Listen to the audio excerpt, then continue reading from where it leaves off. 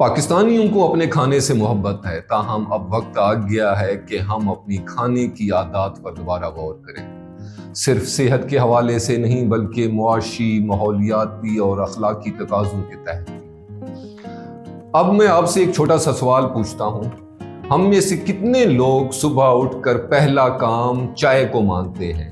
چائے میں چینی اور ناشتے میں پراٹھا، اور وہ بھی گھی میں۔ یہ کوئی جرم نہیں، یہ ہماری ثقافت کا حصہ ہے، مگر سوال یہ ہے کہ جب یہی عادت روز کی عادت بن جائے تو کیا قیمت ہم صرف اپنے جسم سے چکاتے ہیں؟ نہیں، ہم قیمت اپنی معیشت، اپنی جیب، اپنے دریاؤں، اپنے کھیتوں اور اپنی آب و ہوا سے چکاتے ہیں۔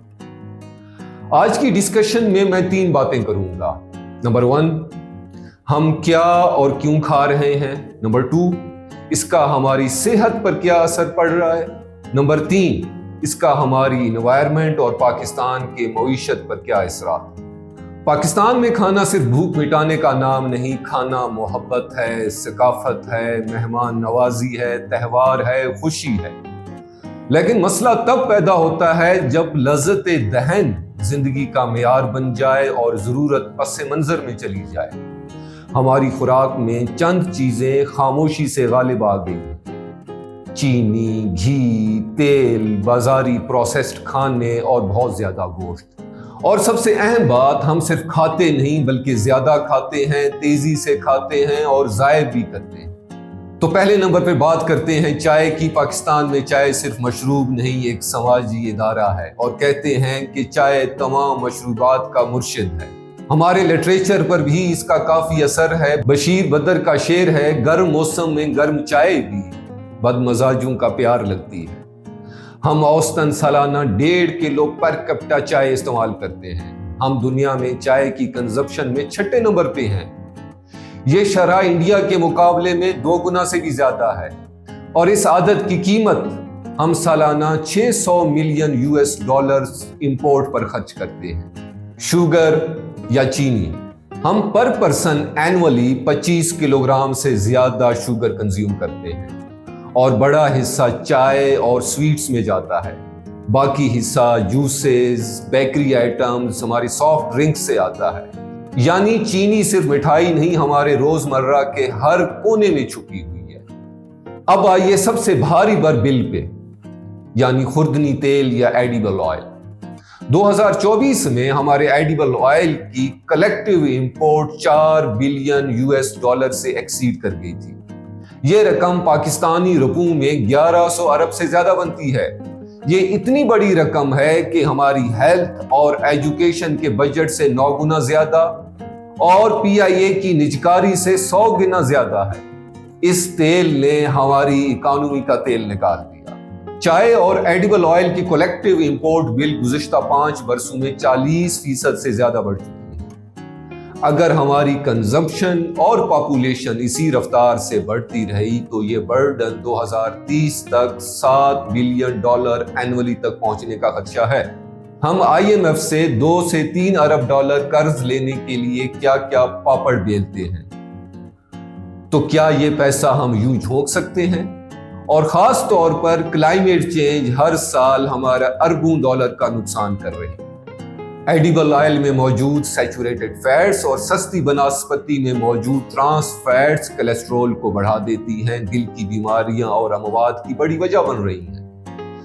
پاکستان ڈائیابٹیز میں دنیا میں پہلے نمبر پر ہے، اور 30% ہم بالغ افراد ہائپر ٹینشن کا شکار ہیں، یعنی ہر تیسرا بندہ۔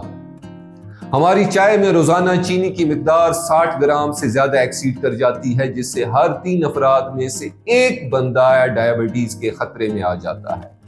ان بیماریوں کی وجہ سے نہ صرف ہاؤس ہولڈز کو ٹیسٹ، ادویات اور ڈاکٹرز پر بھاری خرچ کرنا پڑتا ہے، بلکہ ان کی وجہ سے ہماری پیداواری صلاحیت کم ہو رہی، اور پاکستان کو سالانہ GDP کا 2 سے 3% نقصان پہنچا رہے۔ اس طرح گوشت ہماری پکوانوں کا ایک مرکزی حصہ ہے، لیکن red meat type 2 diabetes, cardiac issues, فالج کے خطرات بڑھا دے۔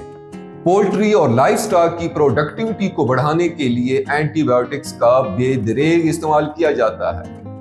اسی طریقے سے فش میں مرکری کی موجودگی تو گوشت کے ساتھ ساتھ ہم یہ سب کنزیوم کر رہے ہیں۔ اب بات کرتے ہیں ہمارے کھانے کی پلیٹ کی انوائرمنٹل فٹ پرنٹس کیا ہیں۔ گنا یا شوگر کین پاکستان میں 15 لاکھ ہیکٹیئرز پر کاشت کیا جاتا ہے۔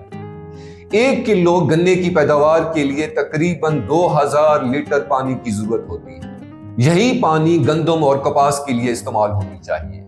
ہم نے کپاس، جو ہماری ایکسپورٹ کا بڑا حصہ تھا، اسے ختم کر کے گنا اگانا شروع کیا۔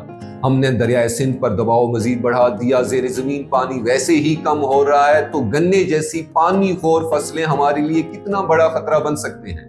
اور اسی طرح گوشت اور ڈیری سیکٹر، یہ دونوں sector global green house emissions میں تقریباً 14.5% حصہ ڈالتی ہیں۔ دنیا کی تقریباً آدھی زرعی زمین مویشیوں کو پالنے اور ان کے چارے کے لیے استعمال ہوتی ہے۔